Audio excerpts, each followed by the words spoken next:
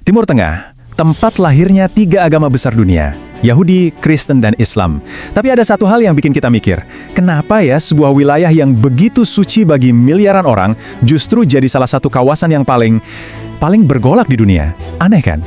Nah, ini dia pertanyaan utamanya. Kenapa Timur Tengah seolah-olah nggak pernah bisa damai? Untuk menjawab ini, kita nggak bisa cuma lihat berita hari ini. Kita harus mundur jauh ke belakang, dan melihat gimana peta wilayah ini berubah total dalam 100 tahun terakhir.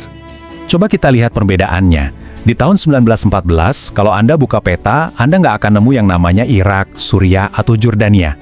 Yang ada, satu kekaisaran raksasa, Kekaisaran Ottoman, yang udah berkuasa selama 600 tahun lebih. Isinya itu, wah, kayak mozaik, berbagai macam bangsa dan agama hidup bareng.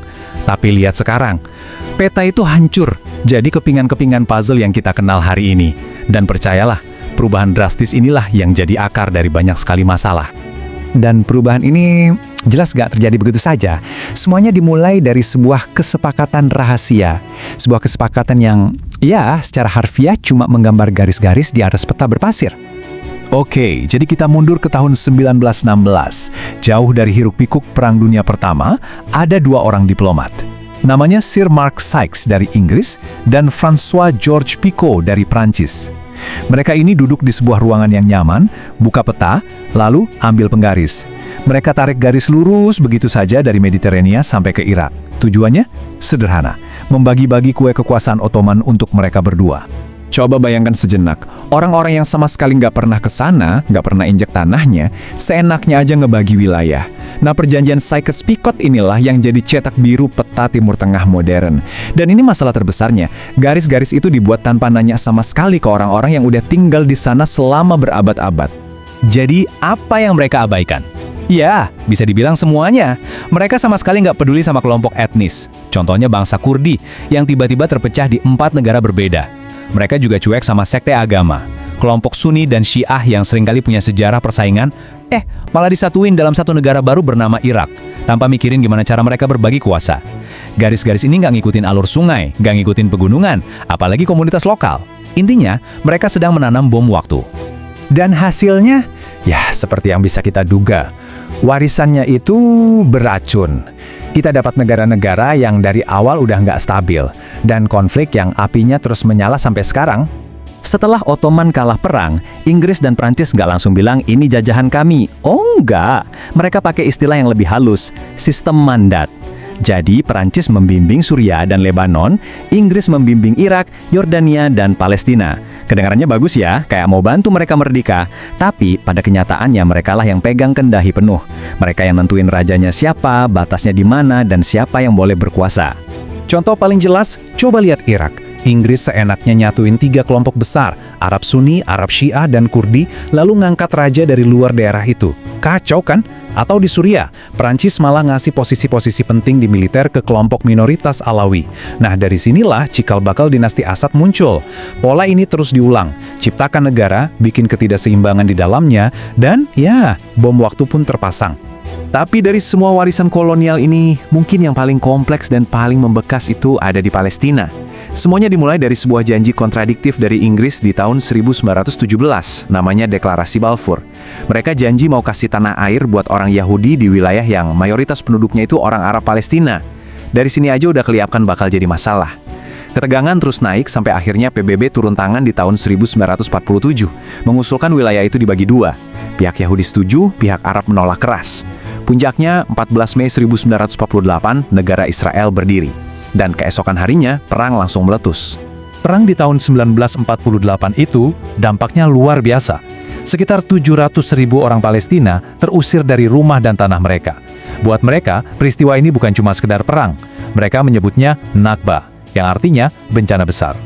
Ini adalah sebuah trauma mendalam, luka yang diwariskan dari generasi ke generasi dan jadi inti dari konflik yang masih terus kita lihat sampai sekarang. Oke, jadi kita udah punya api yang menyala dari masalah perbatasan dan konflik yang rumit. Tapi seolah itu belum cukup, datang 2 hal yang menyiram bensin ke api itu. Apa itu? Minyak dan persaingan antar negara di kawasan itu sendiri. Coba deh kita jujur, Kalau di Timur Tengah cuma ada pasir, mungkin dunia luar nggak akan segitunya peduli. Tapi masalahnya, di bawah pasir itu ada harta karun. Hampir setengah dari seluruh cadangan minyak dunia ada di sana. Dan inilah yang bikin negara-negara besar nggak pernah bisa lepas tangan dari apapun yang terjadi di kawasan itu. Minyak ini jadi magnet yang menarik kepentingan global. Contohnya banyak, waktu Iran mau menguasai minyaknya sendiri di tahun 50-an, CIA dan MI6 malah ikut campur menggulingkan pemerintahannya. Waktu Irak nyerang Kuwait di tahun 90-an, gara-gara minyak, Amerika Serikat dan sekutunya langsung datang. Jadi minyak ini pedang bermata dua. Bikin kaya, iya, tapi juga bikin Timur Tengah jadi rebutan dan nggak pernah benar-benar bebas menentukan nasibnya sendiri. Nah, selain faktor minyak dari luar, di dalam kawasan itu sendiri ada pertandingan besar. Di satu sudut kita punya Arab Saudi, kerajaan Sunni, penjaga kota suci Mekah dan Madinah, dan sekutu dekatnya Amerika. Di sudut lain kita punya Iran, republik teokrasi Syiah, lahir dari revolusi, dan punya misi menantang pengaruh Amerika. Dua raksasa ini punya visi yang beda banget buat Timur Tengah. Dan gimana cara mereka bersaing? Mereka nggak perang langsung satu sama lain. Terlalu berisiko. Caranya lebih cerdik, lewat perang proksi. Maksudnya, mereka dukung pihak-pihak yang berlawanan di negara lain. Lihat saja di Yaman, Arab Saudi dukung pemerintahnya, Iran dukung pemberontak Houthi.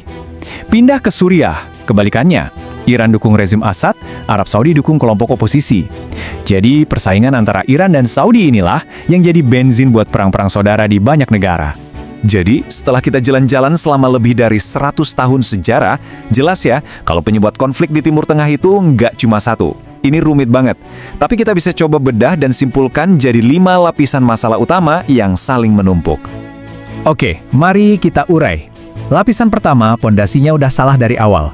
Batas-batas negara yang digambar seenaknya sama kolonial. Kedua, keragaman yang seharusnya jadi kekuatan malah sering dieksploitasi buat politik.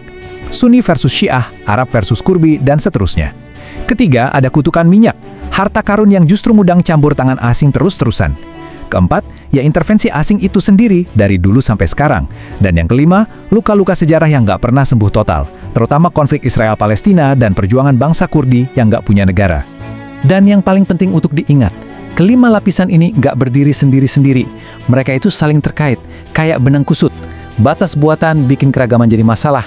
Minyak ngundang intervensi asing bikin luka lama makin parah. Semuanya saling mengunci satu sama lain, menciptakan sebuah jaring konflik yang luar biasa sulit untuk diurai. Pada akhirnya, kalau kita bicara soal semua ini bukan cuma soal peta, politik atau minyak. Ini soal manusia. Ini soal jutaan orang biasa yang harus hidup dengan konsekuensi dari keputusan yang dibuat 100 tahun lalu oleh orang-orang yang bahkan nggak kenal mereka. Dan beban itu ditanggung dari generasi ke generasi. Garis-garis yang ditarik di atas pasir seabad yang lalu ternyata bekasnya masih terasa sakit sampai hari ini. Tapi, di balik semua berita konflik yang kita dengar, ada jutaan orang yang cuma pengen hidup normal dan damai. Pertanyaannya adalah, dengan memahami semua akar masalah yang rumit ini, apakah kita bisa, setidaknya, mulai melihat jalan menuju masa depan yang berbeda? Mungkin,